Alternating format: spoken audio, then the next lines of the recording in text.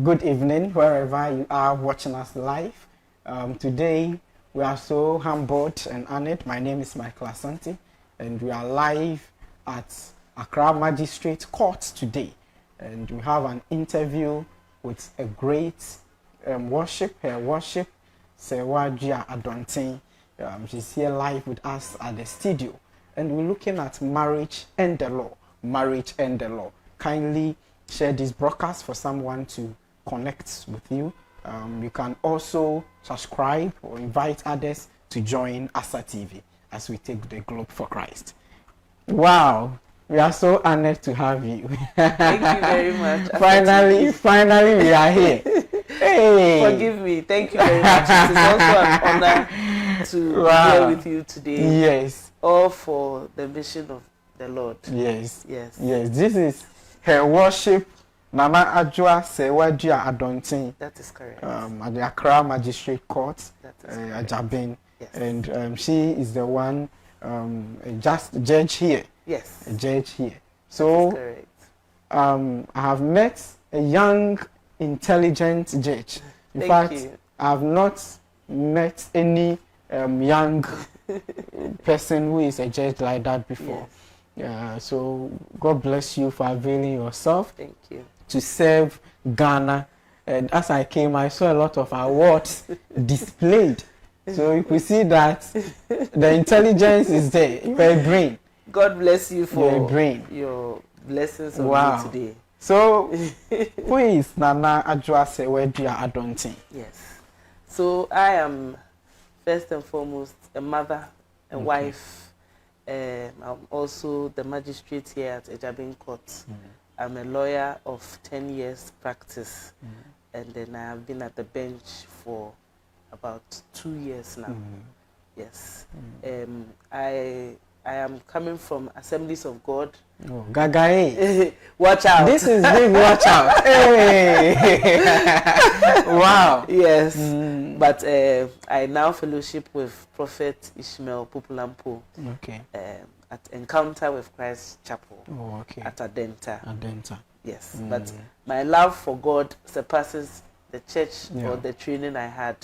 At the end of the day, it says, seek ye first. So it's God that I want, that I am seeking for in all that I do, including my work. Wow, we thank God so much that we have a God-fearing judge. So if your case is here, yes, that is very true. Yeah. God first in all that I do. So family-wise, can you tell us a bit about the law? How did it emerge? Yes. So I was born into a law family. My father is a lawyer. He's still a lawyer. And then I married a lawyer as well. Wow. Then today I'm a lawyer. Today my media boss, my producer is a lawyer. Association, love association. Lawyer Asante. You see? Very true. Yeah. So, yes. So, I think the desire for the law, I don't know whether it came from my father, but I've never had any other passion than the law. I've always wanted to be a lawyer. I've always wanted to be a judge, even from when I was a child. So when I was called to the bar, and the first question they asked me, what now? I said the next thing is to join the bench. And so today I'm here living my dream. And one day maybe we'll see Chief Justice. Yes. She's Chief Justice in the making. Amen. Very young. I first encountered this great lawyer, the great brain. I'll use brain today. Yes. Because it's not easy. Yes. Where then my learned colleague because I encountered her at the airport. Yes. When she was boarding her Africa World flight. Yes. And I saw a very humble vessel, very humble. So later on, when she told me she is not even a lawyer but a judge, I said, "Wow, wow!" I was really surprised. Yes, I was really surprised, and she's doing well, doing so well. And can you tell us about your education?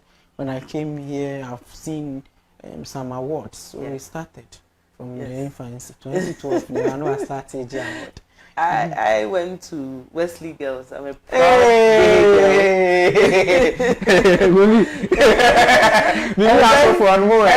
Proud girl.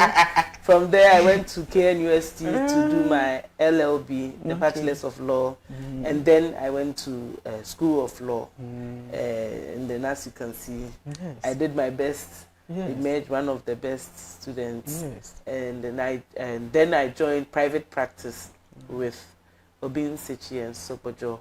From there, I went into corporate practice. I've been in the oil marketing business as a lawyer. I've also worked for a conglomerate of companies. And then eventually I told myself, I then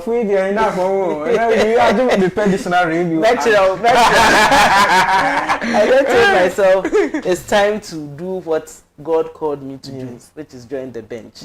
So after I roamed, I've now come home to where my purpose is, which is the bench. So when did the call start? So for the bench, I joined in 2 years ago. So 2020, yes.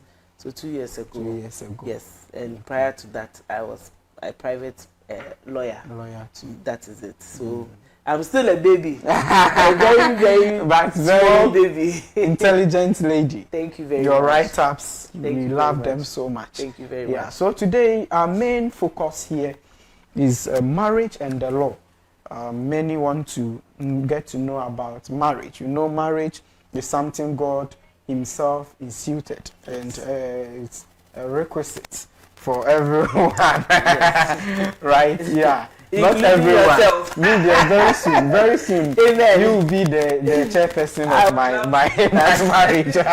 Very soon. There is a need for us to get to know more about marriage. Yes. Then we also handle a bit of divorce. Yes. Because last time we realized a lot of questions coming to divorce. So you are here, and I know God has placed you in this capacity to help you. You can't be here right now. We can't see Him. He's here, but we can't even see Him. Yes. But He will use you to bless a lot of people.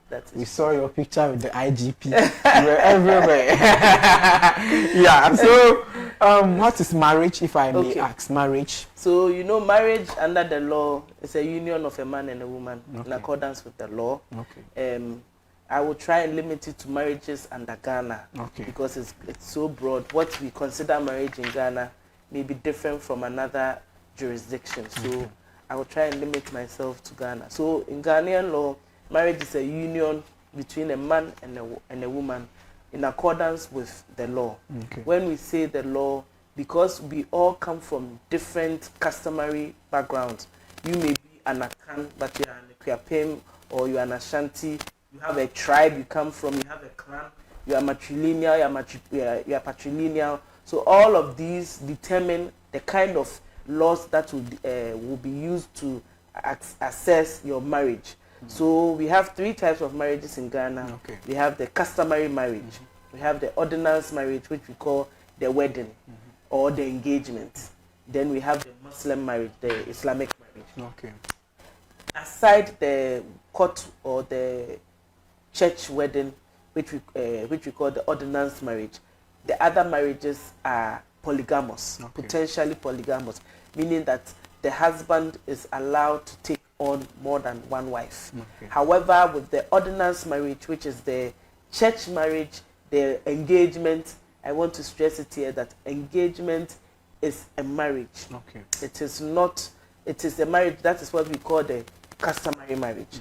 So the engagement is a marriage. It's not the first step to the church wedding. It is a marriage by itself.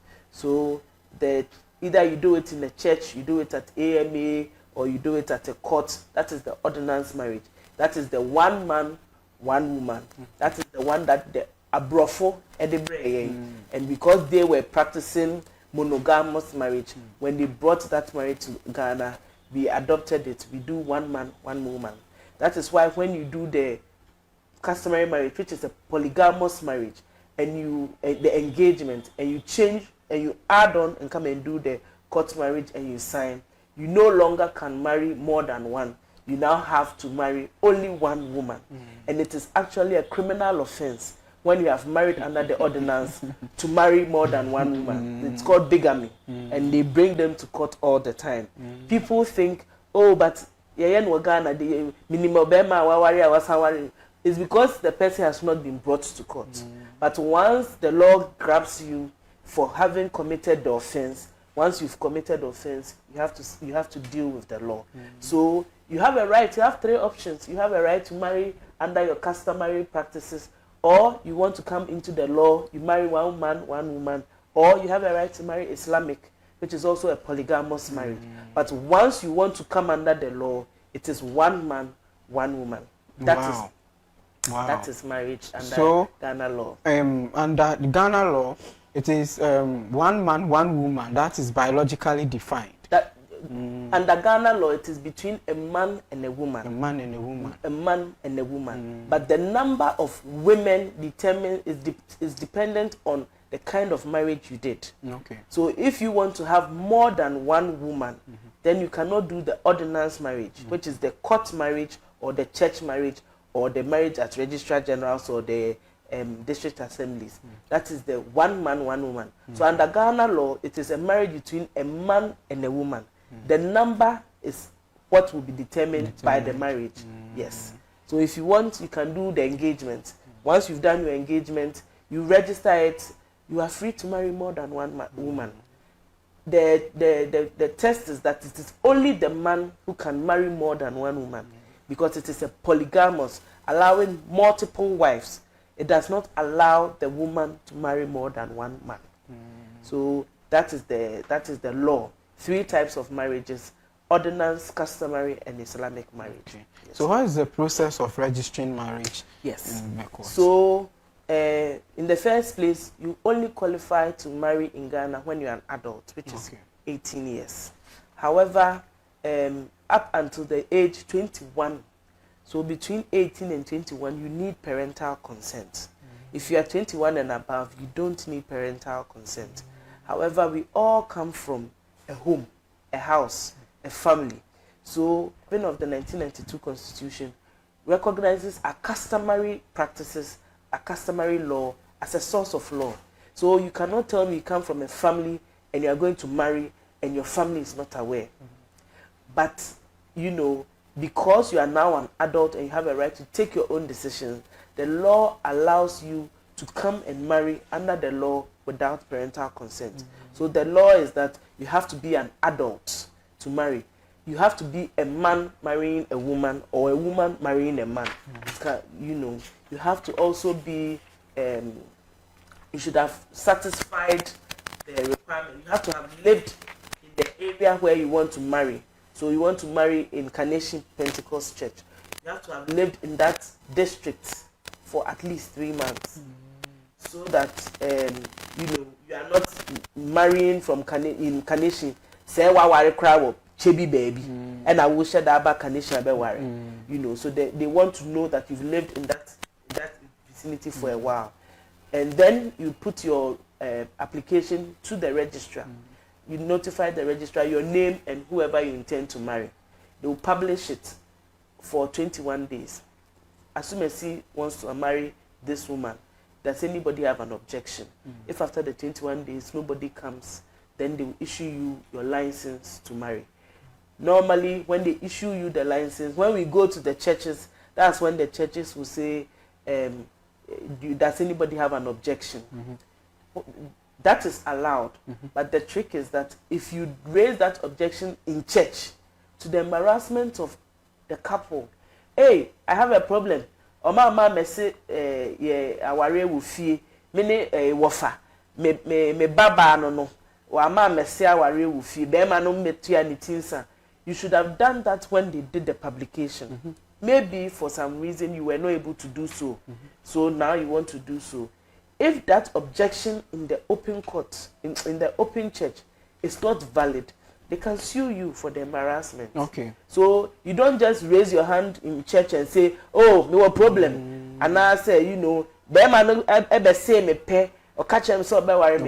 has to be a valid reason why you don't want them to be put together and not just to embarrass them. So if you are able to satisfy the registration, a license will be issued to you to go and marry, you have 3 months within which to marry. If the registrar issues you the license to marry and within 3 months you don't marry, that license has expired. Okay. It's very critical. One other thing I also want to draw your attention to is, especially with the ordinance marriage in the churches, you have to be sure that the pastor officiating your marriage is registered to marry you. Okay. It's not every pastor who has registered to be a registrar of marriages. And you have to also make sure that the church you are marrying at is a registered place of marriage. So you cannot just decide to marry at any church. It's very critical that the churches make sure that the pastor officiating and going to sign the document is married, as well as the place of worship that they are going to do it is married. It's registered. There is something called a special license, which the Registrar General can issue to you to allow you to marry outside of these requirements. But you have to satisfy some requirements to the registrar to give you that special license. So it allows you to, for example, marry on the plane, marry by the beach, places that are not registered for marriage. That special license allows you to register. Finally, on the issue of the marriage, you have to know that if by 4 o'clock you have not signed the certificate, your marriage is invalid. It is very critical, because what we find sometimes is the bride or the bridal team or the groom's team, they will take so long. They will tell you that the marriage starts at 2 o'clock. As at 3 o'clock, 3:40, they are still not out because of one reason or the other.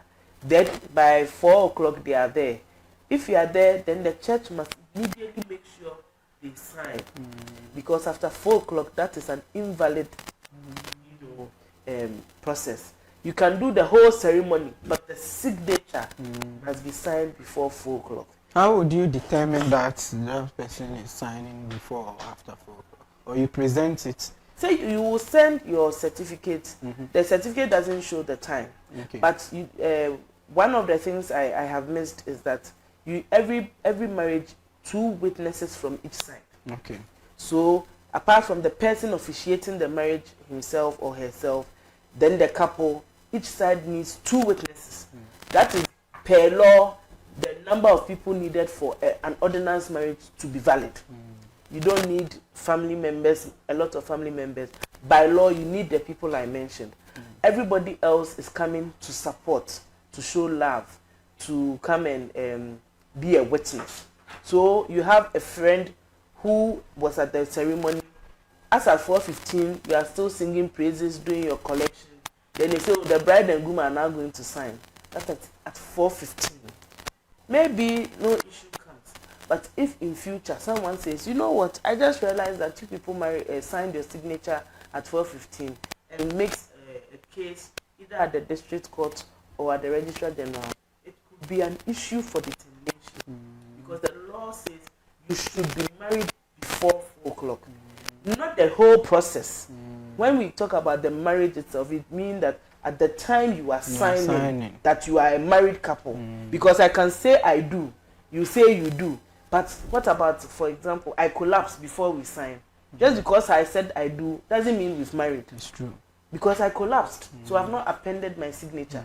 So the critical thing is not the whole process. That is the protocol for you to follow. But the critical thing is the signature, attesting to the fact that I agree that as of today, I've married this person. Wow. Wherever you are watching us live, we are live on ASA TV. And today, live here with us, we are at the Accra Magistrate Court. My name is Michael Asante, and my guest for today is Her Ladyship or Her Worship, Nana Adwoa Serwaa Duah Adonteng, who is the judge here right now. And we're looking at marriage and the law. Marriage and the law. Yes. She looks so sharp, right? Very enlightened. Thank you. So today, after this interview, I need new dictionary, Oxford, to check a lot of things. I'll help you. So the certificate. Yes. We also want you to know that you can also be a proud sponsor of ASA TV programs, so that we bring more interviews to you. We could see the number down there, the Vodafone line. You can WhatsApp us or call us. And we also have an MTN line down there. the media. My producer is doing a great job. Yes. Yeah. So the certificates issued, they are later sent to courts for records purpose, or they keep them. Would they have a copy to keep for themselves? So the marriages book, they are it's a duplicate. So the one that you sign, if we give a copy to you, the couple, then whoever issued that marriage's certificate, that is whether it is a court who did the marriage, or whether it's registrar generals, or whether it's the district assembly, or whether it's the church, they keep a copy as well. So we keep a copy and we give you a copy. In the event that you lose your copy, whether through flood or theft or whatever, you can apply to the court or to registrar generals or to the district assembly to issue you a certified true copy of it. Okay. So we keep a copy so that if you need a copy, we can give it to you. Okay, last on marriage. Yes. What is invalid marriage? An invalid marriage. So let me explain it in two ways. There's an invalid marriage, and then there's a marriage which is null and void. When we say a marriage which is null and void, for example, a marriage between two people of the same gender, a man and a man, or a woman and a woman. Gay and that is LGBT. That marriage is not valid under Ghanaian law today, because our laws on marriage says between a male and a female, a man and a woman. So if there's anybody who has such a marriage, that marriage by law is null and void, an invalid marriage. A marriage between people of the same blood, a father and a daughter, a brother and a sister, that is also a marriage which is an invalid marriage. Then we have a marriage with, for example, someone who has a mental disability. So she's not able to give her consent to the marriage. So if you have someone who has a mental issue, and so she doesn't even know that she's being given into marriage. Marriage is a contract between two people. So if I'm not aware I'm entering into this marriage, that is easily an invalid marriage. Finally, a marriage with a minor, because like I said, the law allows only adults to marry.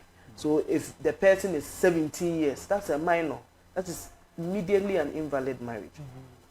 These are marriages which automatically the law does not even recognize at all.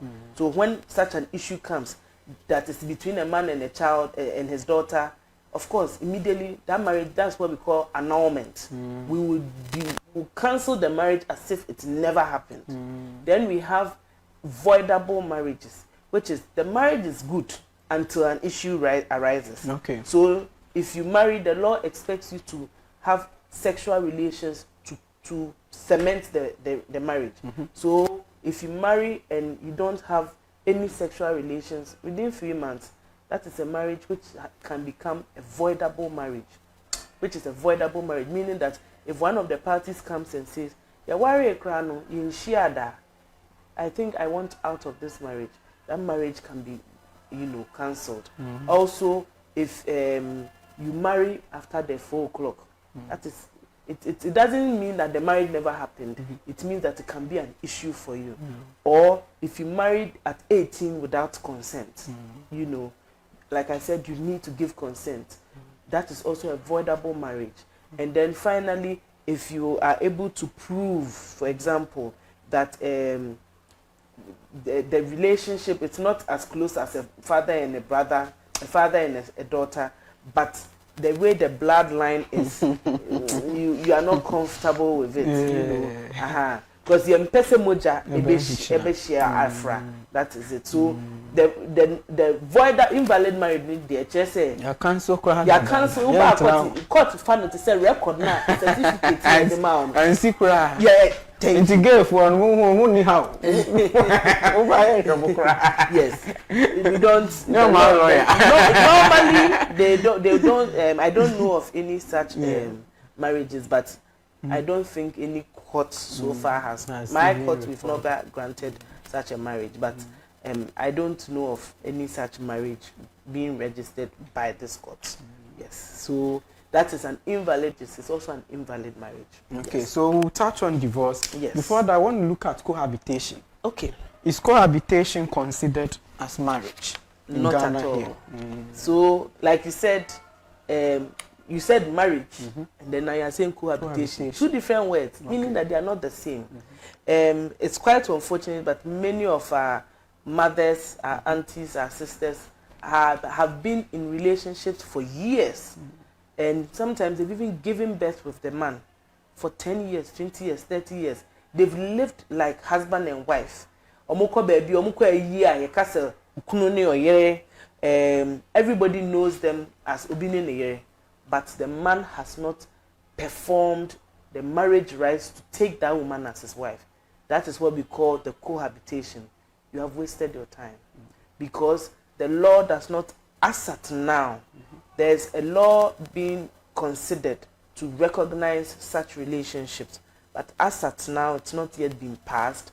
So as it stands now, if you have lived as a cohabitee in a relationship, you are not considered as a spouse. The law relating to spouses will not affect you. However, if you have children out of that marriage, the law recognizes every child. And so it doesn't matter that you are not married. That child from that marriage is going to be given the same rights and privileges as a child from a marriage. Okay. Yes. So cohabitation, the law is still developing. Ghana is one of the most pragmatic developing countries when it comes to law. And so you mentioned whatever law, we are working on it. So we have that in the pipeline. Wow. And hopefully such marriages will be covered as such relationships. But for now, we don't, cohabitation is merely living with the person, but not having actually gone through a marriage process with the person. Okay, we have a question here. Someone said how many, like, an amount of money I need to register at the law court. This is it expensive? No, it is not expensive at all. I have to be very careful when I'm advising you with respect to payment of money. Okay. As much as I know, the filing fees at registrar generals at the court are very minimal. And so someone will go and pay 3,000 cedis, 2,000 cedis. The filing fees at the court, it does not even get to that much. Sometimes it is about 100 cedis, it's about 50 cedis. What is necessary for you is make sure that every payment you make, you are issued a receipt. Every single payment. If you come and pay something to a Jabin court, for instance, we will issue you a receipt that says judicial service, and it will declare, the details will declare what the payment is for. So if you come to a court or if you go to registrar generals and you are given you make a payment and you are not given a receipt, know that you have been overcharged. Okay. I cannot give the specific amounts because everybody and what they are coming to pay for. Okay. We have the notice amount, we have the registration amount, but someone may be registering something which is above what I may be advising now, and the person will come with a budget that, when I watched the judge, he said it's 200 cedis, so I've come with 200 cedis. No, we take it case by case. But what is important is that when you are coming, make sure whatever money you pay, you are issued a valid judicial service receipt. If you have a challenge, you can always raise it. Let the court be aware that you have a challenge with this receipt. You don't think it's a valid receipt. We will question it. Because remember, it is judicial service.